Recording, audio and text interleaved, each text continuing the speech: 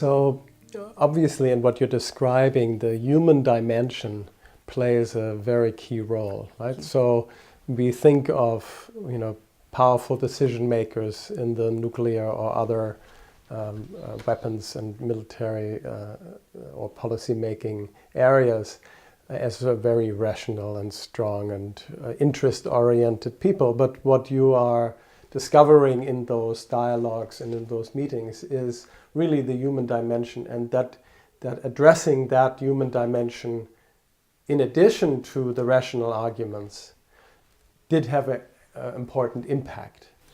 Yes, I'm convinced it does, because, well, you know this so well, you wouldn't do what you do if you didn't know this very well, is that when somebody's really interested in your point of view, your whole body loosens, your everything changes, because you're being heard. You're being listened to properly. The other person isn't just sitting there making up a good riposte. They're actually listening. They're curious about how it is that you got to that way of thinking. And I think that's the deepest service that almost any of us can do in peace building, is to really listen.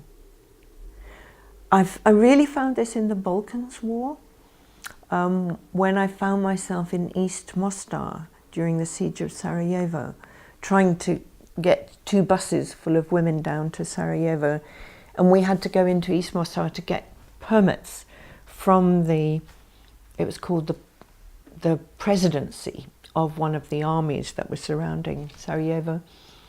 And